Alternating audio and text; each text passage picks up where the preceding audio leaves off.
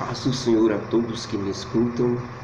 Estamos em mais um vídeo sobre a verdade, a origem dos ensinamentos do Senhor Jesus Cristo através da sua igreja, que é a coluna e firmeza da verdade.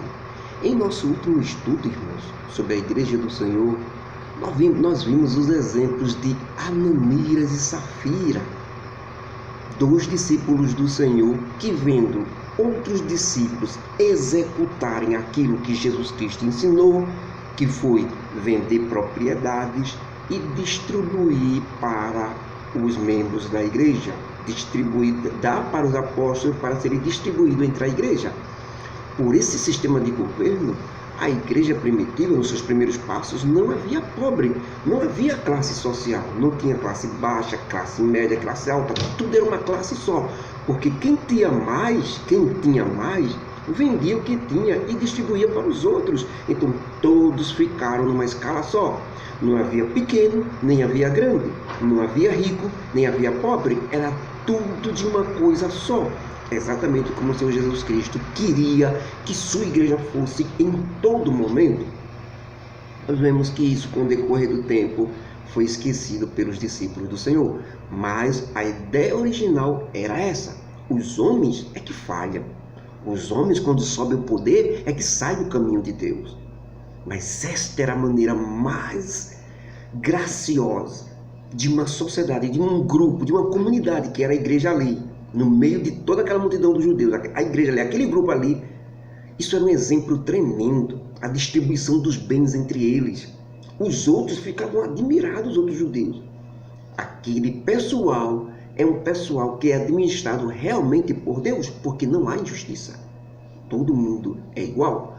E no exemplo de Ananias e Safira é que eles viram outros vendendo as propriedades e distribuindo. Mas Ananias e Safira eram pessoas que queriam galgar cargos dentro da igreja. Eles queriam ser vistos. Eles não iam fazer aquilo. Eles viram os outros fazendo e achou bonito fazer aquilo. Queria que as pessoas vissem que eram pessoas seguidoras de Jesus Cristo também. De todo jeito eles queriam provar isso. Então, José, que era um servo fiel do Senhor Jesus Cristo, vendeu a propriedade dele e depositou tudo aos pés dos apóstolos. Ananias viu junto com Safira e tinha uma propriedade também. Ele foi, vendeu a propriedade, só que ele não tinha um coração aberto para entregar tudo que tinha.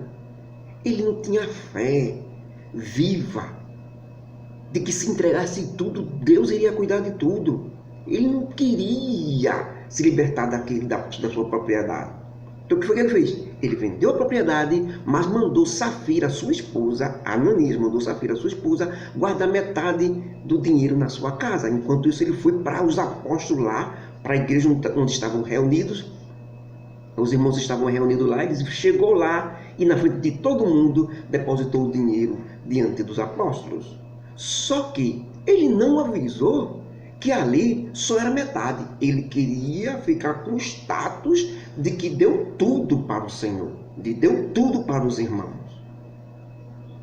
Só que naquele começo, o erro dele foi pensar que Pedro, os apóstolos, Filipe, Tiago, eles eram que dirigiam a igreja, mas não é. Até hoje, o Espírito Santo é que dirige a sua igreja. Não é o pastor, não é o líder, não. Se a igreja, a verdadeira do Senhor Jesus Cristo, ficar sob a direção de um pastor, de um líder, ou de um apóstolo, ela teria se perdido. É o Espírito Santo quem dirige, naqueles que dá oportunidade para o Espírito Santo dirigir. Tem essa. E os discípulos apóstolos, naquele momento, davam essa liberdade ao Espírito Santo. Por isso, Pedro disse logo a Ananias: por que Satanás encheu o teu coração para vir mentir aqui, Ananias? Para dar uma de bonzinho na frente de todo mundo?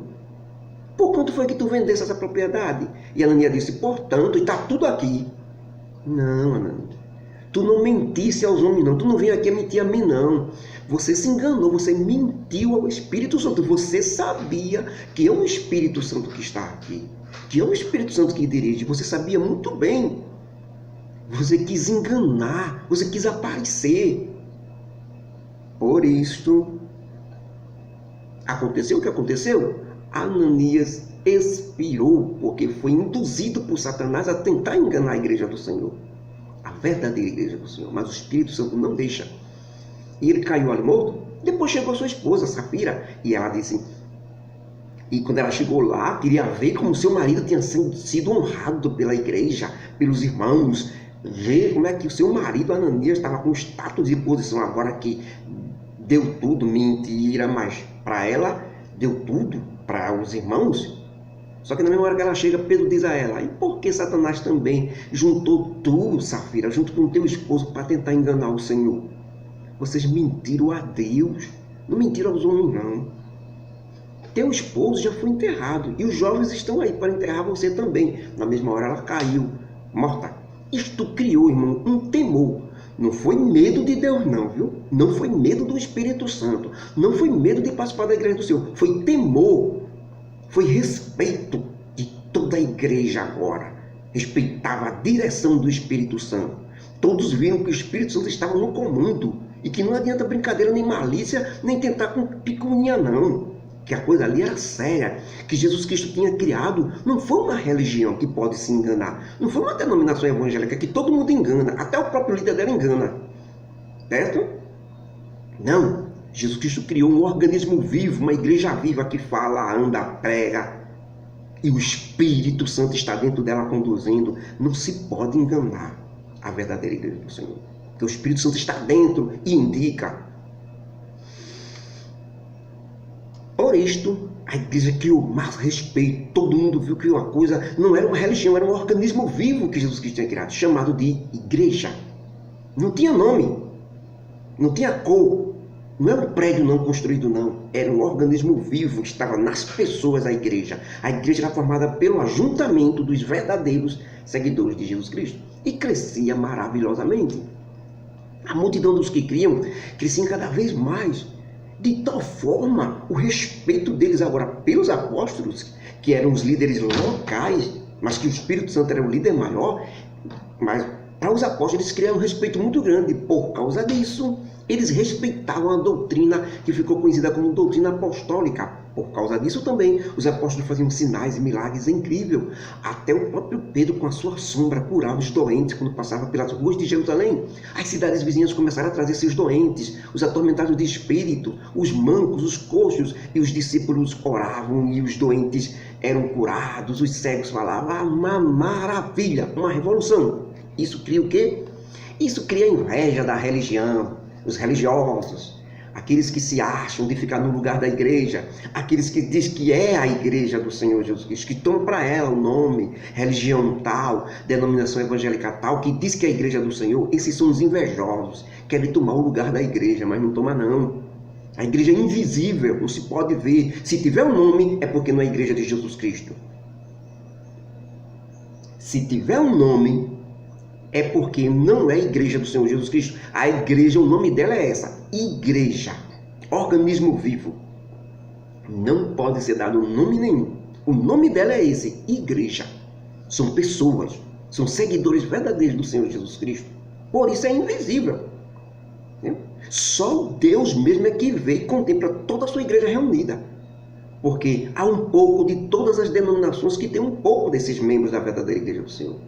Um grupo na Assembleia, um grupo na Pentecostal, um grupo na Batista, um grupo na Desamor, um grupo na Universal, um grupo na... Aos verdadeiros, sempre aos verdadeiros, que deve saber como é que está sendo doutrinado, deve conhecer os ensinos de Jesus Cristo, para continuar na verdadeira igreja.